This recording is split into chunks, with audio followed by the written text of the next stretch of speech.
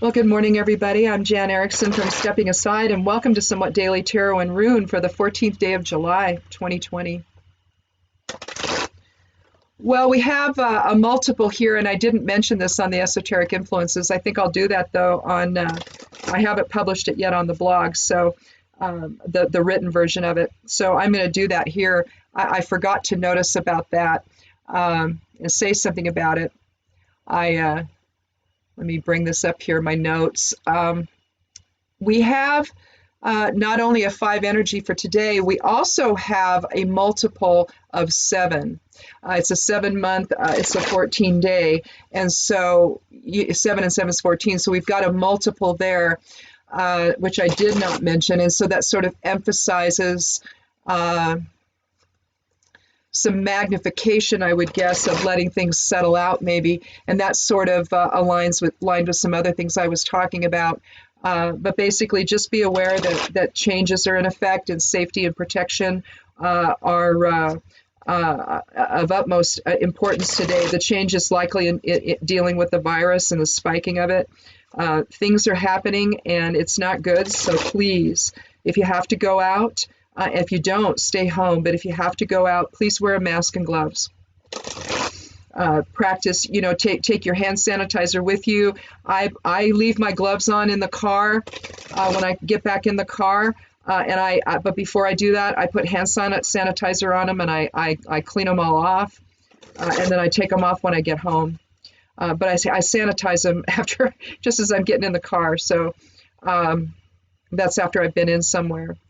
So basically, that's what we're kind of, one of the things we're doing, just to try an extra measure of protection while we're in the car. Is I don't have enough gloves to take them off and then put another set on getting into the car. So I got to have some way of whatever germs we picked up, whatever virus we picked up inside the store. If we did, we got to get it off our hands. And so we do that as well.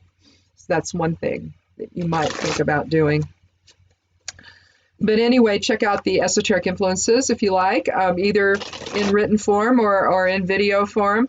It'll go up on the blog before this one does, over on the side panel. So if you want to watch that, you sure can. I'd love you to do that. And if this is your first time here, welcome. I chat a little bit and I shuffle while I do. I don't want to be drawing the same cards I had yesterday or anything like that. So, unless it just is what it's going to be.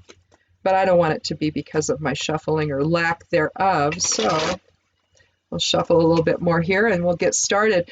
How I do things here, if you've not been here before, and if you're back, thank you so much for coming back. I really appreciate it, especially if you've subscribed. That's just awesome. But in any event, I'm gonna do 3 cards. I'll start out with 3 cards. I might take more. We'll just talk about them and we'll see if we need to add anything else. And that really becomes obvious. It's like, okay, let's find out just where this thing's going. That it's sort of like that when it happens. And so we may do that, but I'm going to take the 13th one each time for randomness sake. I was born on the 13th of October, and 13 figures prominently in my life. And in fact, lately, you know how you see 1111 and stuff like that all the time. I'm seeing 1013 everywhere. I look up, it's 10:13 on the clock. Everything is 10:13. It's just very strange. So I don't know what's going on there, but we'll see. We'll see what that means. Because just when I think I know, then I don't. So I don't. Let's go ahead and take our first 3 cards. After that, we'll take a rune from the Elder Futhark bag, and then we will close out. Where's my other one? Is that it? Nope, that's it. We'll use this one. We'll use the Rowan runes today because the Hagalaz ones are part of the Esoteric Influences. And so I've got them all laid out for the whole week right over here. So we won't use those. We'll use the Rowan ones for the rune. And then we'll close out with a Geomancy rune. And there's my Geomancy runes there to do that with, now that I know where everything is. Anyhow, we'll do that to close, and we'll let you get on with your day. So let's go ahead and take our first 3 cards.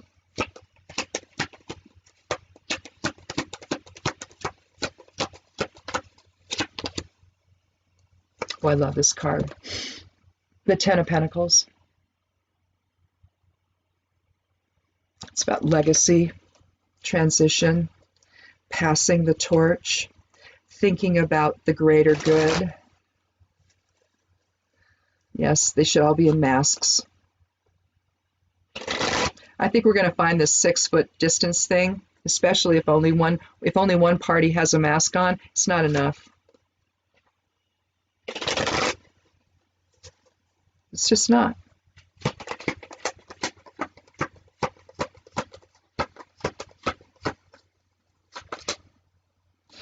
The 8 of Wands, swift action.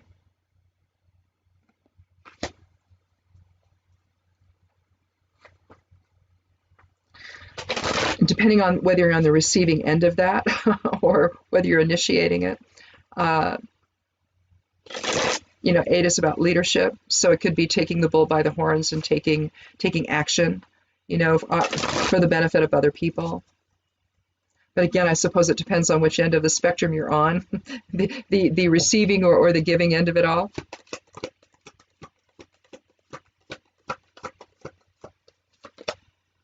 Oh, the Emperor. Okay. It's going to be one of those. Well, we might need a 4th card, maybe even a 5th. Who knows? So issues of authority are really affecting things now, right? Whether we're talking, it could be something in your personal life, but likely if it is, it's in response to what's happening collectively, okay? And we have an authority figure right now that's about as clueless as they come. Now, you can argue about why that's so. Some people think it's mental acuity and his mental state. Some people think it's because he's, a malignant narcissist, whatever it is. His niece's book dropped last night. I started reading it, and I'm past the prologue and into the first chapter. Prologue's quite long, really, because, well, anyway, I'm sure she had her reasons, but kind of got everybody up to speed, and then she gets into everything. So I'm going to read it today. I'm sure I'll stay glued to it all day long. So I'll finish what I have to do here with the blog stuff and with this, and then I'm just going to sit down and read the book. But I think we're going to find that the Emperor is a mess, and that there's some really good reasons for why. Well, no, they're not good reasons, but there's an explanation for all of it, for what we're seeing, and I'm sure that I'll share with you some of the highlights of it, I guess, when we talk next. But I would recommend getting the book, even if it's just on Kindle format. That way you can get it right away, and you don't have to wait for it to ship to you. But I do recommend getting it. Any insight we can gain about the authority figure in charge, I think is going to be to our benefit. So let's talk about the Emperor. Not my favorite card. I don't care for the Kings or the Emperor. I think that it's a reflection of an elusive, or not an elusive, an illusory type of experience that we all have been wrapped up in for thousands of years, called patriarchy, that has absolutely nothing to do with how we should be going forward together. We lost the feminine side of self, the goddess presence within, and everything became authoritarian. And you had this power structure that was literally master-slave. Whereas prior to that, in a goddess-centered society, that's not what happens. It's a more balanced and egalitarian type of existence, where older people are respected and women are respected. And everyone gets respected in a situation like that. And we've lost that. Here we have the Emperor in his fiery presence.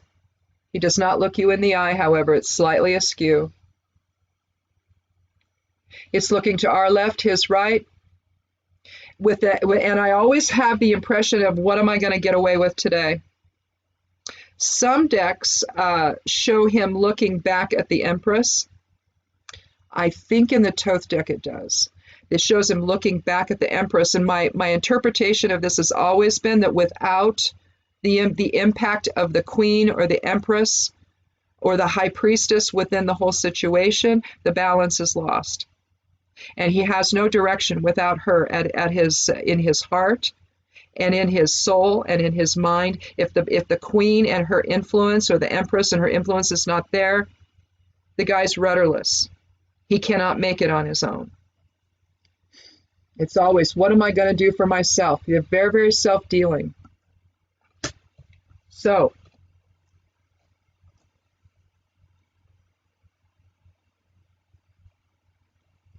we're definitely going to need a fourth card, because we need to find out what this is all about. I'm going to switch the cards, though, and I'm going to say that swift action is going to be needed to preserve our legacy, just to preserve our lives. We have to ignore the emperor, in other words, the authority figure that's not making any sense, that's self-dealing, that looks upon this as a business thing. It's not. It's a humanitarian crisis. It's a health crisis, but humanitarian in that he won't make sure that everyone has what they need. It's like, oh no, we can't afford to retrofit the schools and make it safe for kids. We just want them to open anyway. Oh, if we lose, what was it? What was the percentage? I don't know what it was, but it was like 14,700 or 14,000 something students will be affected somehow. I stopped reading when I saw the numbers, so I'm not sure if that's deaths or if it's just getting sick. But I would guarantee you that it's got to be more than that that's going to get sick.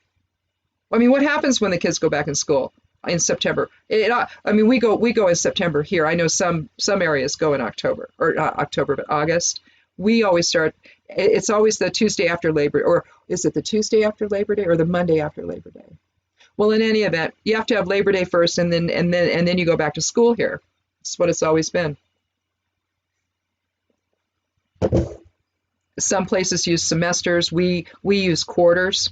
So, and just like some colleges have semesters and we have quarters. So over here, I don't know. I don't know what the difference is or why it happened this way, but that seems to be. I don't know anybody that has that here, that does the semester thing or goes to school in August. It's always September, and it's always with quarters. I don't know. But here we have swift action that has to be taken. The Eight of Wands. And let me get my notes up here. Just, I don't want to miss anything here. I think that what we're dealing with, you've got alignment, you've got unity with the Eight, you've got leadership. Think the God tier and the spiritual warrior within. But at the same time, I mean, you have one person lagging back here, but Wands is about the will, and it's the fire element. Okay, so you're talking about manifesting your will. Well, here we're doing it in balance and harmony with other people. That's the other part of the Eight. We're talking universal harmony here. So getting on the same page in order, I mean, you do have one who maybe isn't quite as convinced, but we're going to get on the same page so that we can preserve our legacy. And I love this card. You see the archway and the young couple with their child. You can see the child right down here. They're visiting Grandpa.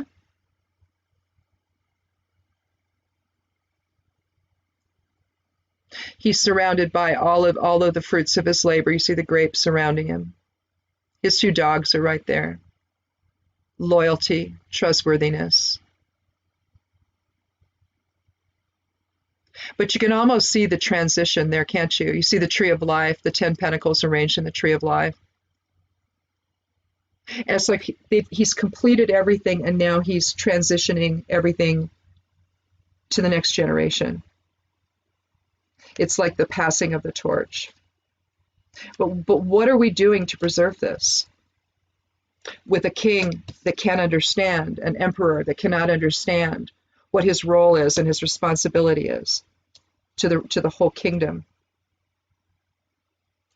If you are the authority figure in your life and you're setting the tone for your family and you're not approaching the virus in a way that's safe, if you just thumb your nose at it all and say, oh, it's all fake news, it's a hoax. Well, no, it isn't. And what are you doing to preserve the legacy of your family? It's being threatened. If we don't all get on the same page, we're not going to have much left.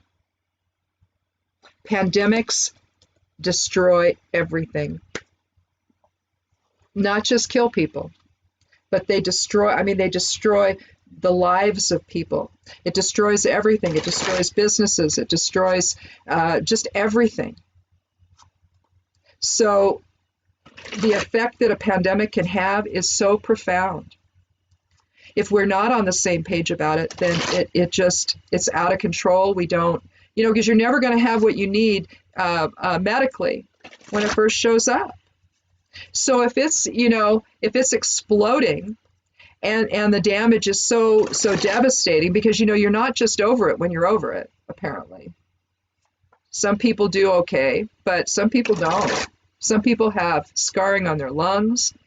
I read that one report said that people, they're finding even asymptomatic people that it's still damaging. They go and they get a lung x-ray, they still see damage on the lungs from it, even though they didn't really realize they were ill. So I don't know. You can listen to the guy in the Oval Office, or you can wise up, because the guy in the Oval Office is not acting right. I did a piece on Medium just recently, the last one I did, that something to the effect they expected us all to, let's see, did I write this down yesterday? Maybe I did. Maybe I put it on here. Or maybe I didn't. Well, it was just basically that they all expected us to believe the illusion. It's like, who is this guy? Why is he doing what he's doing? Why isn't he taking care of the country? Why does he circumvent and steal PPE supplies purchased by governors, stealing them off the tarmac as they arrive, as they get flown in? They're ready to pick them up, and they take them. The feds take them. Where'd they give them to? They can get the people that bought them. The states that bought them didn't get them. So where'd they go? All that money spent. Where'd it go? Where'd they go? Who'd he give them to? Who'd he sell them to? See, something isn't right here. Nothing's right here, in fact. So, we're allowing an emperor who may or may not be well enough to even be there. What if that's what's going on? You hear rumors about that too. What's going on, you see? All I know is that everything seems to be happening, and if we don't get on the same page, the virus is going to overtake us. And there goes our legacy. There goes the family. There goes the future. What are we leaving our kids? Yeah, there's all these questions that we have to have answers to. And if we look to the guy in the Oval Office, it's not going to happen. We are never going to get the answers that we need. The solutions that he wants to provide us are never going to work. It's only going to kill people. I don't know. Let's do one more card.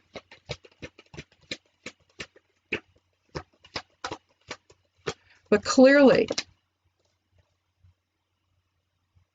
well,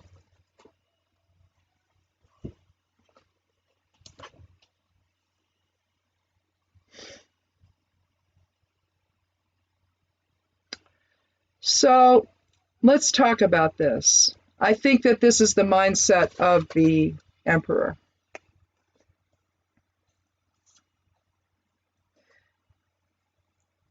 The Mary Trump's book, which is out, and I'm reading it,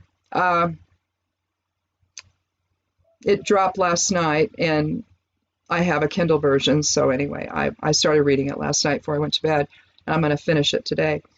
I will probably be able to do little else after I'm done here. It's like, okay, my nose is going to be on my Kindle. Anyway,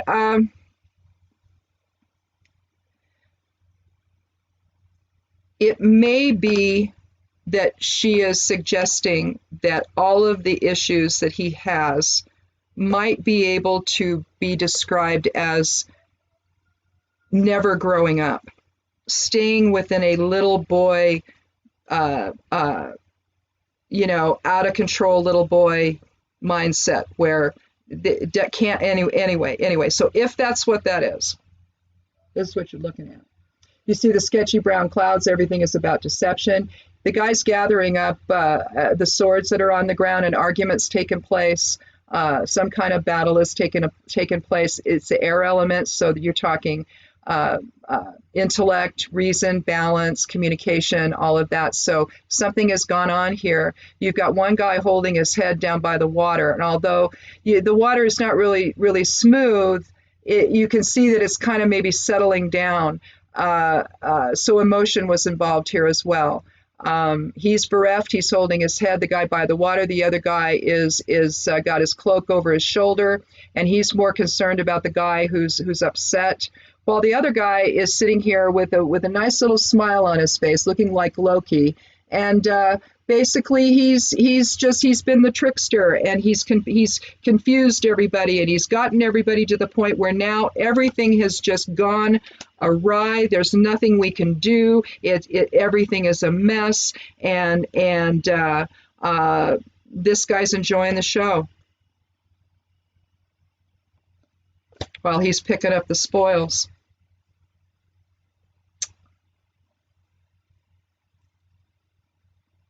So I think if you look at the 4 and the 5 together,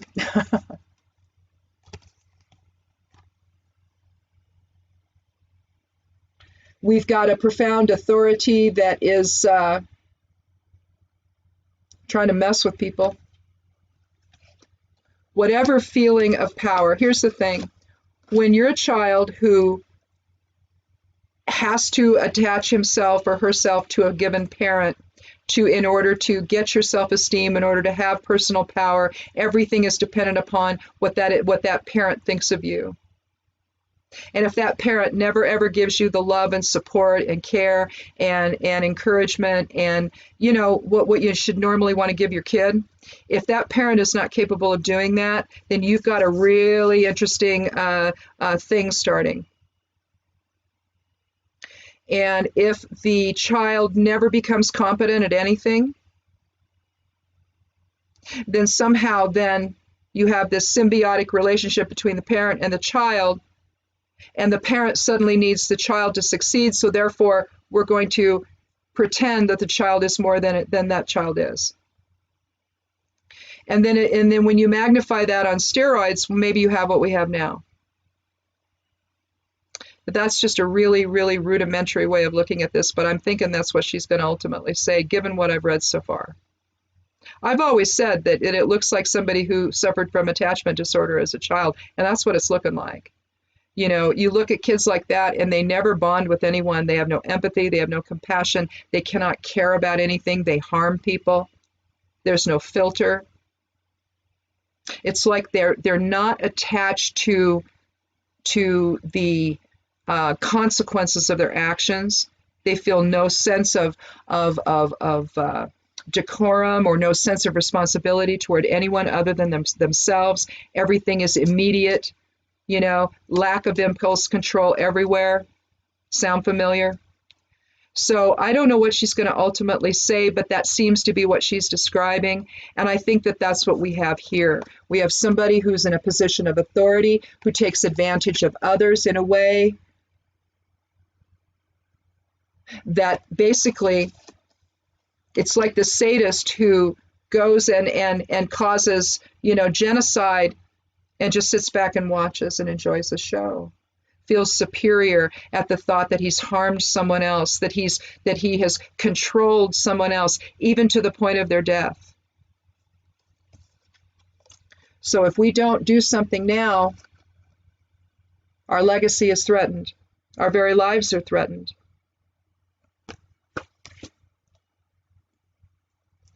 Let's see what the rune says. Oh, good Lord.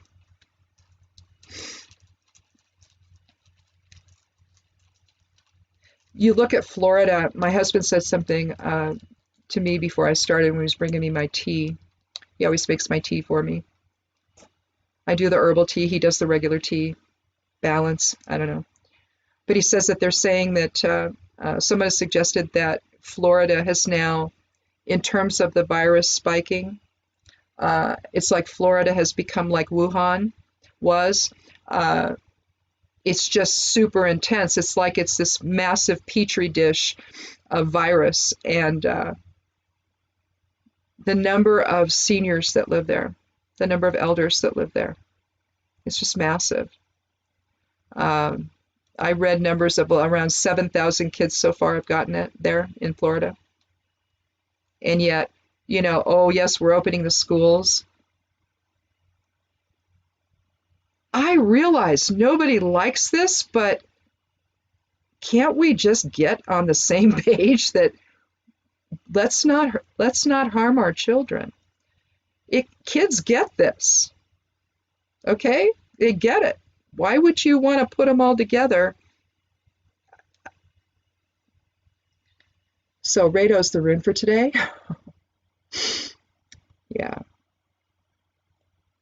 The answer is going forward in shared purpose and shared harmony with others today. I think that what we're seeing here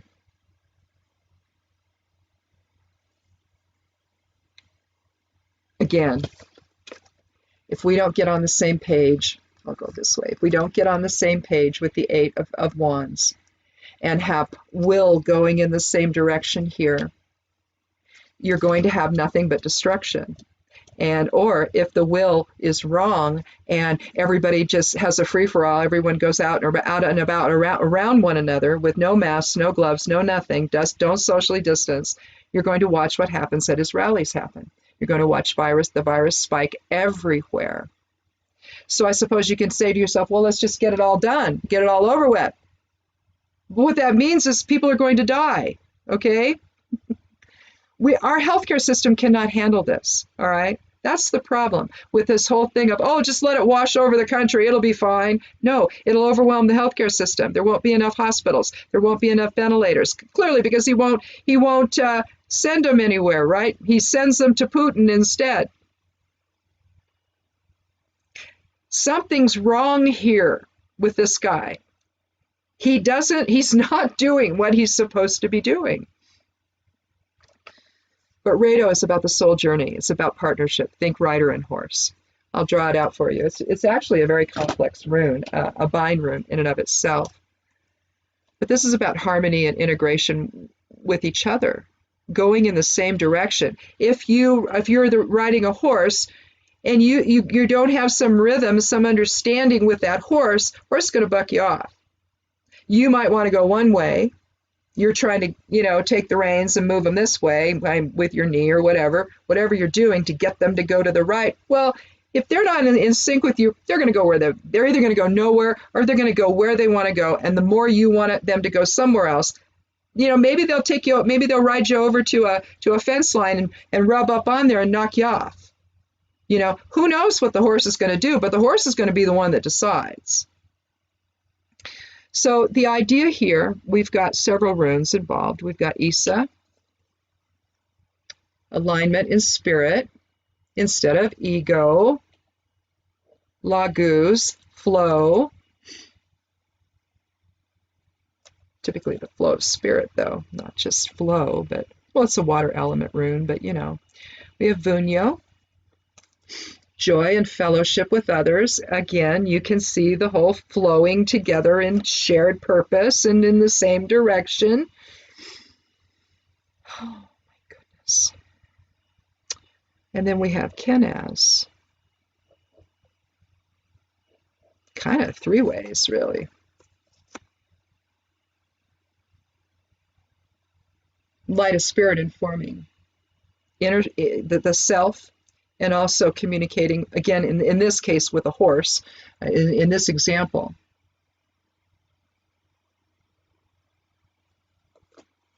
But again, it's the light of spirit informing all of that process. So I think that the answer is clear. In order, I think that probably the card that Rado is aligning with the most would be the Eight of Wands, going together, having the will, all going together in the same direction, the same shared understanding, the same vision, the same purpose. And with the Eight, again, you're talking, leadership energy and universal harmony. So where the will is going in the same direction in order to preserve and protect our legacy. And in this case, it's just our lives. If we argue about it, then all of that is thwarted, and it makes it much more difficult, you know, to stay on the same page. You know, I went to Lowe's and had to deal with people, that store personnel, that either weren't in a mask or they're wearing it just over their mouth. I went there, and that was interesting. And then I go to Fred Meyer, and everybody's doing what they're supposed to be doing. And I thought, well, you know, the difference just in store, and the stores are right next to one another. You know, that's the interesting part. Ooh, I think it was yesterday we had Cauda draconis, did we? Was this yesterday's? No. I don't know what I did with yesterday's. Maybe that's it there. Oh, yeah. I think yesterday I had Cauda draconis. Well, we have Caput today. This is Caput draconis for the Geomancy rune.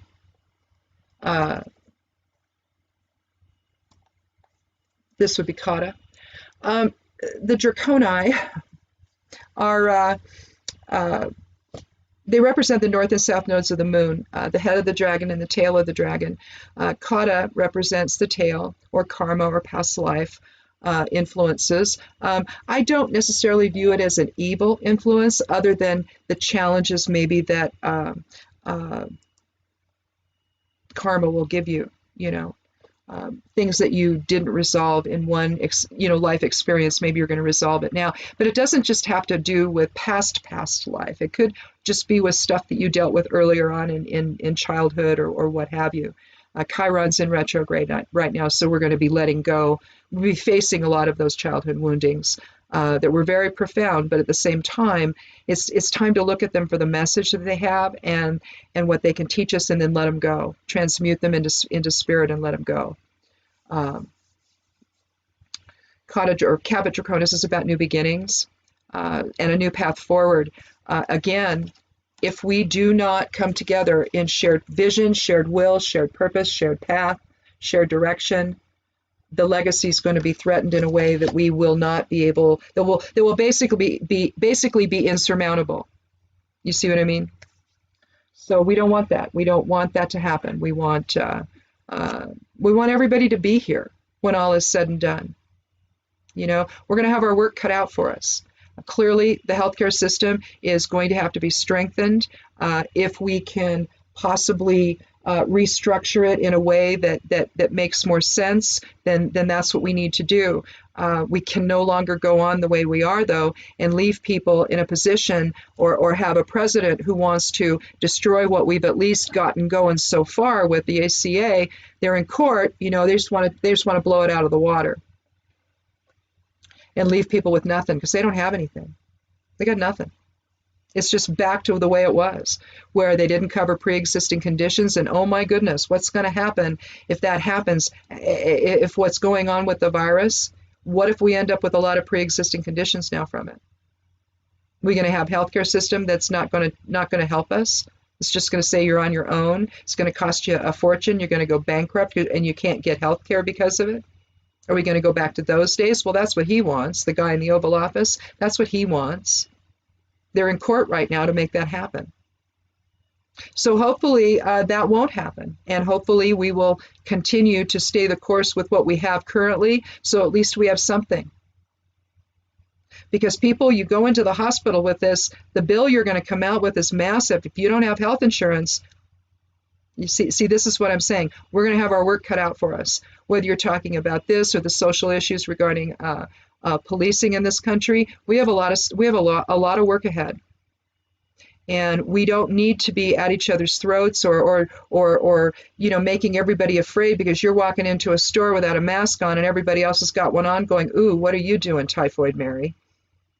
I'm telling you, that's how people see you. If you don't have a mask on, I immediately think you're ill. I don't know. It's part of my strategy to keep myself safe. I see you, it's like, okay, I'm leaving. Obviously, I can't be here right now, or I'm going to go over a few aisles over or something, or maybe I don't need what's in that aisle. You super spreader, you, right? Yeah. This is the way you have to think. Maybe people will just finally get it in their heads that you're going to walk in this place, put a mask on. You're not going to be in there that long. You know, who went on? From your car into the store, back to your car, wear a mask. So what? Be the warrior. Don't be the wimp. Okay? Anyway, thanks so much for watching, you guys.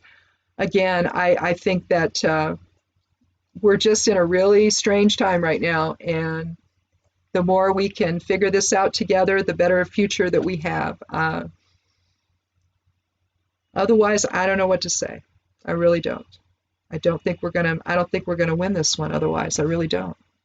I think there's going to be so much devastation from it that when all we had to do was wear a mask. It's all we had to do, right? Stay 6 feet apart or more.